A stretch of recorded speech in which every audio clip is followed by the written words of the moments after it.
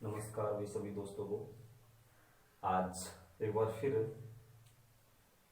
हम लोग आप लोगों के बीच मिल रहे हैं। हम बात कर रहे थे भाई, चौहान वंश की हम लोग बात कर रहे थे और हमने सर्वप्रथम पढ़ा था भाई चौहान वंश की उत्पत्ति के सिद्धांत। हमने चौहान वंश की उत्पत्ति के सिद्धांत के बारे में हमने पढ़ा। उसके बाद हमने एक शासक देखा, वासुदेव चौहान। उसके बाद देखा हमने गोवक। उसके बाद धीरे धीरे हमने सभी जो शासक है उनकी बात की, और कल हमने जो बात की थी वो की थी विग्रह चतुर्थ की हमने बात की थी। आज उसके बाद हम लोग एक महत्वपूर्ण शासक आज एक देख रहे हैं कि वीर योद्धा चौहान का, अजमेर के चौहान का एक महत्वपूर्ण शासक, जहां से बार बार एग्जाम में क्वेश्चन बनते हैं। हम आज उस शासक की बात कर रहे हैं और उस शासक का नाम है पृथ्वीराज चौहान। क्या नाम है उस शासक का? उस शासक का नाम है पृथ्वीराज चौहान। क्या है उस शासक का नाम? पृथ्वीराज चौहान तृतीय। क्या नाम है भाई? पृथ्वीराज चौहान तृतीय। हम बात करेंगे पृथ्वीराज चौहान तृतीय। हम थोड़ा सा इसको अच्छे डीपली से देखेंगे, आप लोग ध्यान देखिएगा। देखो, हम बात करें पृथ्वीराज चौहान तृतीय की। किसकी बात कर रहे हैं भाई? पृथ्वीराज चौहान ठीक। हम पृथ्वीराज चौहान तृतीय की हम बात कर रहे हैं। सबसे पहले अगर बात करूं मैं तो इसका जन्म कहां हुआ था भाई? इसका जन्म हुआ था अहिला पाटन। कहां हुआ था? अहिला पाटन, गुजरात। इसका जन्म हुआ था अहिला पाटन, गुजरात। क्लियर? पृथ्वीराज चौहान का जन्म कहां हुआ? अहिला पाटन, गुजरात में हुआ। पिता का क्या नाम था? सोमेश्वर। क्या नाम था भाई? पिता का नाम सोमेश्वर और माता का नाम कर्पूरी देवी। क्या नाम था? कर्पूरी देवी। जन्म हुआ गुजरात के अंदर, पिता सोमेश्वर और माता कर्पूरी देवी। थोड़ा सा आगे बात करें हम, इसका शासनकाल की बात करें। शासनकाल इसका मानते हैं 1170 से 1192 के बीच। जब ये शासक बना था 1177 में, जब कितने वर्ष का था? 11 वर्ष का। कितने वर्ष का था जब ये शासक बना था? कितने वर्ष का था? 11 वर्ष का था। तो इसका संरक्षण जो किया था, किसने किया था? इसकी माता कर्पूरी देवी ने किया था। इसके साथ इसका एक प्रधानमंत्री बनाया गया था और इसका पीएम कौन था भाई? कैमास। क्या नाम था? कैमास, या उसी का नाम था कदम्बदास। क्या नाम था? कैमास या कदम्बदास। और एक इसका सेनापति था और उस सेनापति का क्या नाम था? एक इसका सेनापति और सेनापति का नाम भुवनमल। क्या नाम था? भुवनमल। क्या नाम था सेनापति का?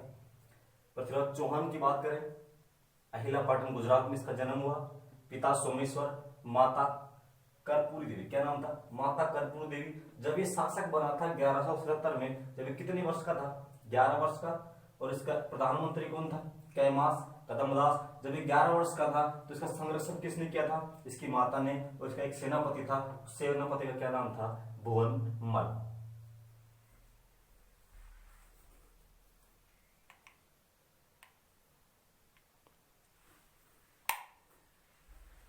इसके सेनापति का क्या नाम था? भुवनमल। आगे हम चलें, देखना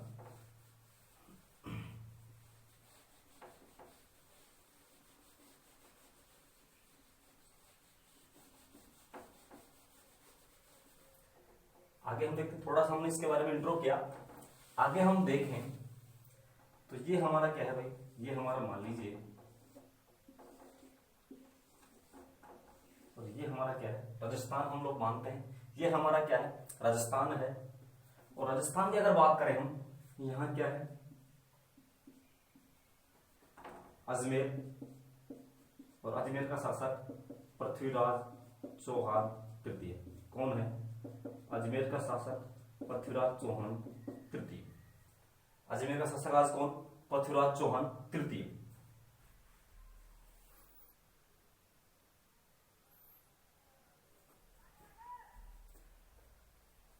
देखें, हम पहले बात करते हैं इसके समानार्थी जो शासक, यानी इसके शासन काल के आसपास कौन से शासक हुए, हम उनकी आज बात करें। हम बात करें इसके एक दरबारी कवि या इसका मित्र, इसके कवि कौन था, उसका नाम था भाई चंदर बरदाई। क्या नाम था? चंदर बरदाई। क्या नाम था? इसने ग्रंथ लिखा और उस ग्रंथ का क्या नाम था? पृथ्वीराज रासो। क्या नाम था? पृथ्वीराज रासो। क्या लिखा था? इसका एक दरबारी कवि या मित्र चंद्र बरदाई, उसका क्या नाम था? उसने क्या ग्रंथ लिखा था? कौन सा ग्रंथ लिखा था? पृथ्वीराज रासो। एक और इसका दरबारी कवि और उसका क्या नाम था भाई? जयानक भट्ट। क्या नाम था? जयानक भट्ट। इसने ग्रंथ लिखा और उस ग्रंथ का क्या नाम था?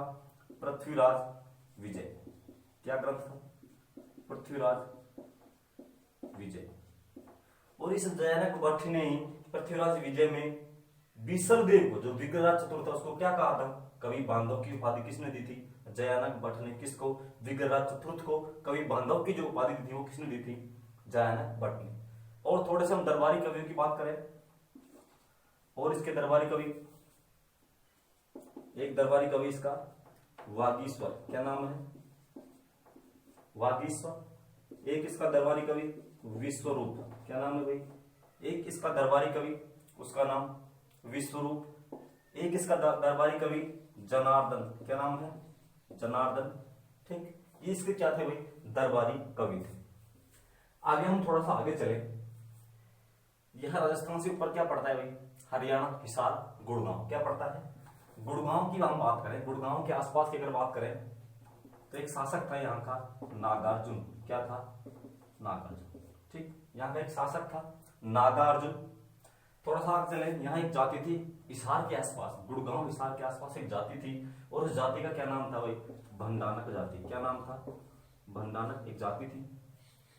यहां बात करें हम महोबा, किसकी बात कर रहे हैं? महोबा की अगर हम बात करें तो महोबा का शासक कौन है? परमर्दी देव चंदेल। क्या नाम है महोबा के शासक का? परमर्दी देव चंदेल। क्या नाम है भाई? इधर नागार्जुन, इधर भंडानक, एक जगह महोबा, और महोबा का शासक कौन है? परमर्दी देव चंदेल। यहाँ कन्नौज, और कन्नौज के शासक कौन है? जयचंद गहड़वा। कौन है भाई? जयचंद गहड़वा। कन्नौज का शासक कौन है? जयचंद गहड़वा। इधर चले हम, यह क्या है? गुजरात, और गुजरात का शासक कौन है? भीम द्वितीय। कौन है भाई? भीम द्वितीय।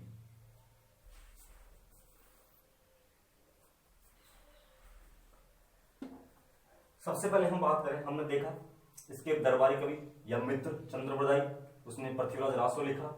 जयानक भट्ट पृथ्वीराज विजय लिखा, और दरबारी कवि वागीश्वर, विश्वरूप, जनार्दन। ठीक है। इधर नागार्जुन की अगर बात करें तो नागार्जुन को क्या किया इसने? 1178 के अंदर, सन 1178 में नागा अर्जुन को इसने हराया। बिल्कुल क्या किया? सन 1178 में नागा अर्जुन को हराया। उस वक्त इसका सेनापति कौन था भाई?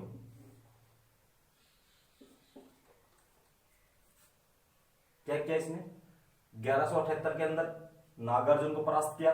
उस वक्त इसका सेनापति था कदमदास और भुवनमल। कौन कौन थे भाई? कदमदास और भुवनमल। कौन कौन से? कदमदास और भुवनमल किसकी तरफ से लड़ रहे थे? पृथ्वीराज चौहान की तरफ से लड़ रहे थे। ठीक, 1178 में किसका दमन किया? नागार्जुन का। उसके बाद 1182 के अंदर किसका दमन किया? भंडारा की जाति थी, बर्बर जाति।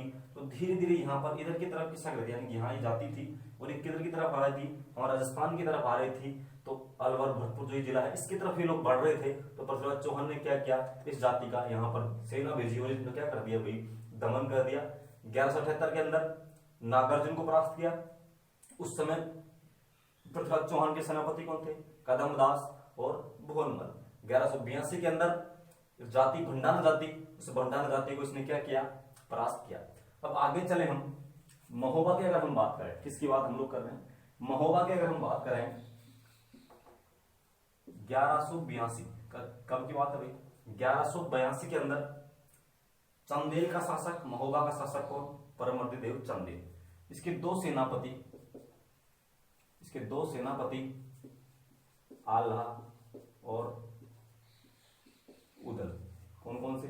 इसके दो सेनापति आला, उदल। महान दोनों बहुत वीर शासक थे। पृथ्वीराज चौहान ने क्या किया? सेना भेजी, यहां से सेना गई और यहाँ एक स्थान है, क्या नाम है इसका?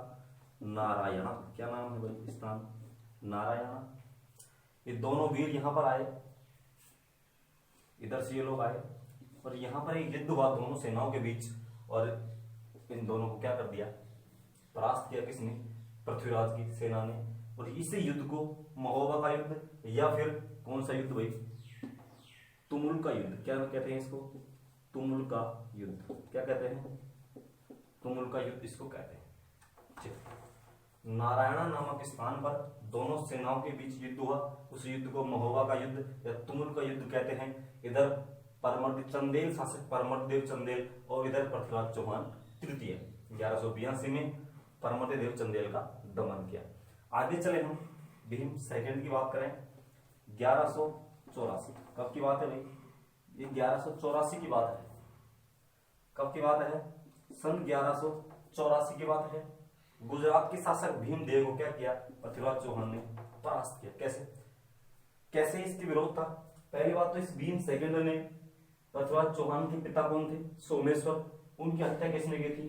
भीम सेकंड ने। किसने की थी? यानी कि पृथ्वीराज चौहान के पिता की हत्यारा कौन था भाई? भीम सेकंड। इस वजह से इसने क्या किया? इससे युद्ध किया। दूसरी बात अगर हम देखें तो यहाँ की एक राजकुमारी थी आबू की, उस राजकुमारी का नाम था इंचनी। क्या नाम था? इंचनी। क्या नाम था भाई? इंचनी। भीम चाहता था कि मैं इंचनी से शादी करूं और भीम क्या चाहता था? कि मैं इंचनी से शादी करूं और इंचनी क्या चाहती थी? कि मैं पृथ्वीराज चौहान से शादी करूं। ये भी एक कारण बताया जाता है कि दोनों के बीच किस प्रकार मतभेद था। इसको परास्त किया। ठीक, अब हम बात करें कन्नौज के गहड़वाल की। किसकी बात हम कर रहे हैं भाई? कन्नौज के शासक जयचंद गहड़वाल की। यहाँ इसकी एक पुत्री थी, उस पुत्री का नाम था संयोगिता। क्या नाम था भाई इस पुत्री का? संयोगिता इस पुत्री का नाम था। देखना एक बार क्या होता है, संयोगिता और पृथ्वीराज चौहान दोनों के बीच में क्या था भाई? प्रेम। दोनों के बीच में क्या था? इधर जयचंद गहड़वाल की पुत्री संयोगिता और यहाँ पृथ्वीराज चौहान, इन दोनों के बीच क्या था? प्रेम। ऐसा कहा जाता है कि संयोगिता और इन दोनों के बीच जो प्रेम प्रसंग था उसका पता किसको चला? जयचंद गहड़वाल को। ये कहीं दोनों एक साथ मिले हुए थे। ऐसा कहा जाता है कि दोनों के बीच क्या था? प्रेम था और इसका पता किसको चला? जयचंद गहड़वाल को। तो इसने क्या किया? अपनी पुत्री को कहां ले आया? अपने पास वापस लेके आ गया और इसका क्या कर दिया? स्वयंवर रच दिया। क्या करवा दिया भाई? स्वयं।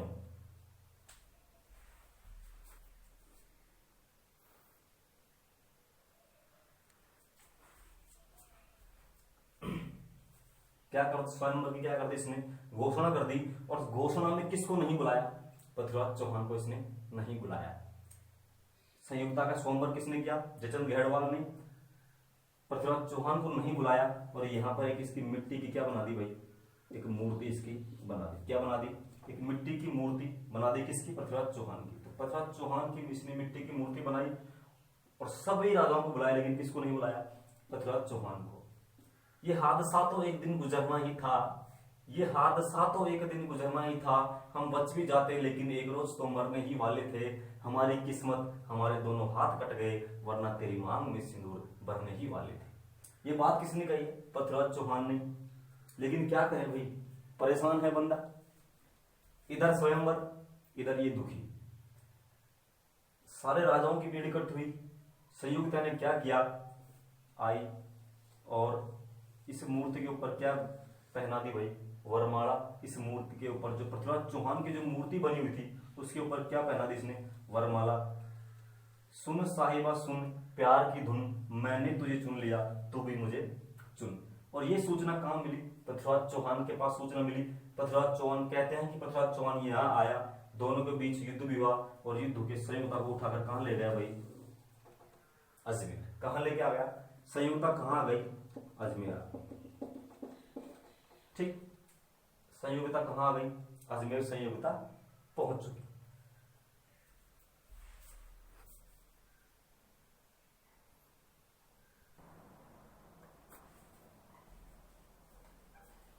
इस प्रकार संयोगता को कौन लेके आ गया भाई? पृथ्वीराज चौहान। अब हम इसके आगे की बात देखते हैं।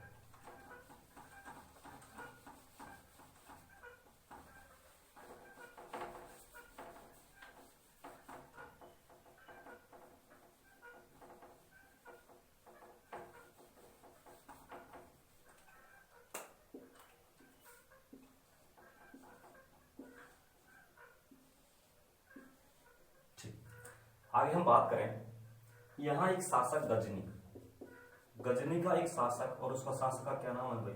मोहम्मद गौरी। क्या नाम है? गजनी का एक शासक। गजनी कहां पड़ता है भाई? अफगानिस्तान। कहां पड़ता है? अफगानिस्तान। इधर गजनी का शासक मोहम्मद गौरी, और मोहम्मद गौरी कहां गया? इधर। पृथ्वीराज चौहान ने सोचा कि गौरी परेशान करेगा,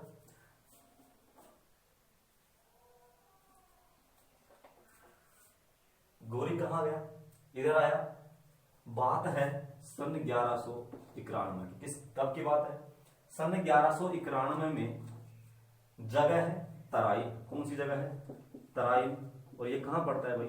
हरियाणा में। कहां पड़ता है? करनाल, हरियाणा में पड़ता है। बात सन 1191 में, जगह तराई। इसका दरबारी कवि चंदर बरदाई। कौन?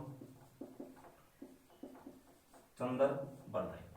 मोहम्मद गौरी आया, तराइन के मैदान में दोनों के बीच युद्ध हुआ, और पृथ्वीराज चौहान ने क्या क्या किया भाई? विजय हासिल की और गौरी को वापस भगा दी। इसको कहते हैं तराइन का प्रथम युद्ध। यानी कि तराइन का प्रथम युद्ध सन 1191 में किस किस के बीच हुआ? मोहम्मद गौरी और पृथ्वीराज चौहान के बीच। 1191 जगह तराइन, करनाल, हरियाणा। तराइन का प्रथम युद्ध 1191 में किस किस के बीच? पृथ्वीराज चौहान तृतीय और मोहम्मद गौरी। ये गौरी वापस कहते हैं कि ये परास्त हो गया गौरी, और विजय किसकी हुई? पृथ्वीराज चौहान की। और ये गौरी वापस कहां चला गया? गजनी। अब बात है सन 1192। कब की बात है? एक साल बाद पुनः 1192 की बात है। एक गौरी वापस आया, वही स्थान तराई, वही स्थान तराई। अब यहां कौन? ये किसको लेकर आया? संयोगता को लेकर आ गया था। ये संयोगता के चक्कर में मस्त हो रहा है। चंद्रप्रदय ने कहा कि भाई ये गौरी वापस आ गया है, आप इस गौरी को छोड़ो, इस गौरी पे ध्यान दो। इसने कहा कि भाई अरे कुछ नहीं है, ये सब पहले इसको हरा चुका, आप भी इसको हरा देंगे।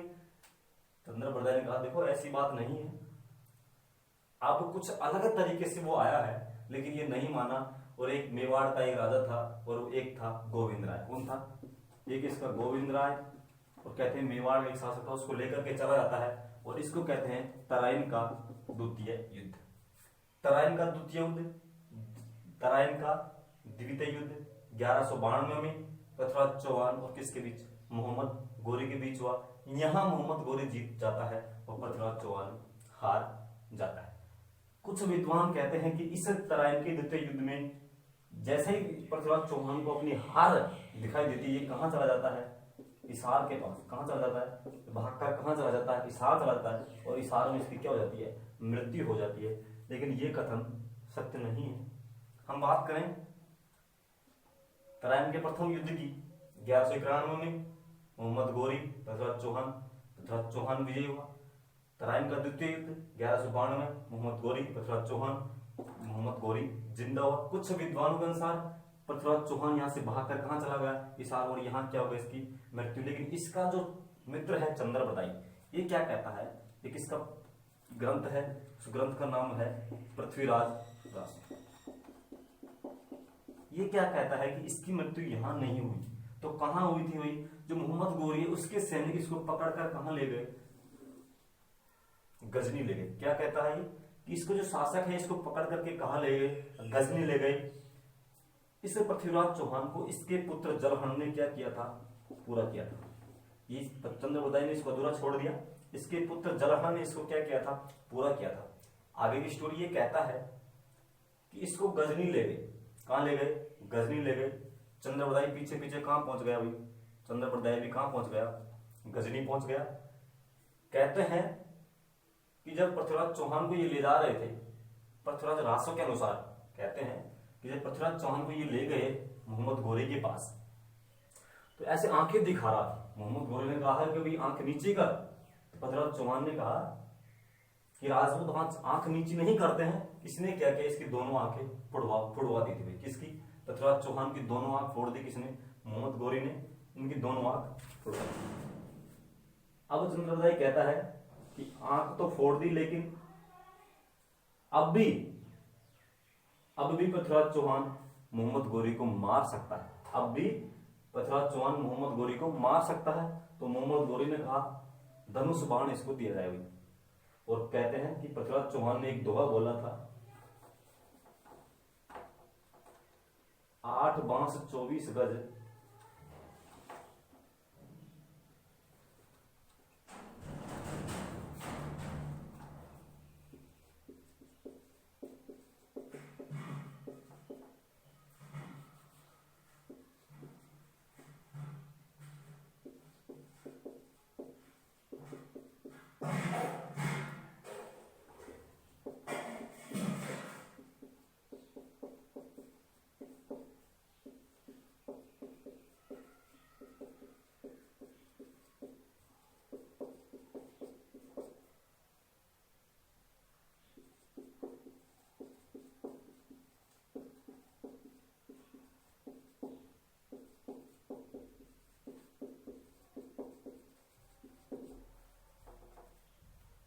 तब मोहम्मद गौरी ने जब चंद्रप्रदाय ने एक दोहा बोला था, 8 बांस 24 गज अंगुल अष्ट प्रमाण ताबूत पर सुल्तान है मत चूके चौहान। तो पृथ्वीराज चौहान ने क्या किया भाई, तीर चलाई किसके, मोहम्मद गौरी की।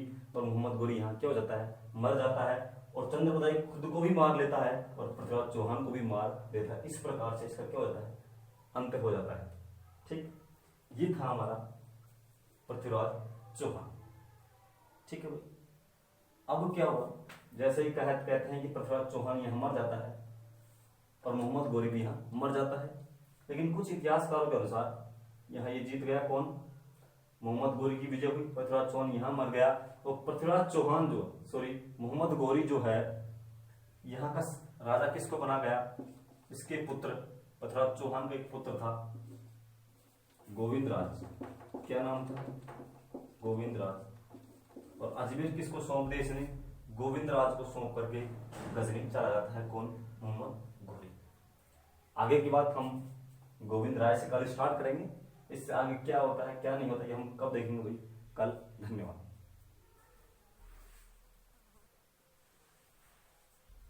एक थोड़ा सा और इसमें देखेंगे आप लोग, इसकी कुछ उपाधियां थी। क्या थी भाई, इसकी उपाधियां थी, 2 उपाधियां इसको दी गई थी, राय पिथोरा और दलपुंग। इसकी 2 उपाधियां थी, राय पिथोरा और किसकी, पृथ्वीराज चौहान की 2 उपाधियां थी। पृथ्वीराज चौहान की 2 उपाधियां थी, राय पिथोरा, दलपुंग। इनको क्या कहते हैं, विश्व विजेता। क्या कहते हैं, विश्व विजेता। और पृथ्वीराज चौहान ने पिथौरागढ़ का निर्माण करवाया था। पिथौरागढ़ के किले का इसने क्या करवाया था भाई, निर्माण करवाया था। धन्यवाद।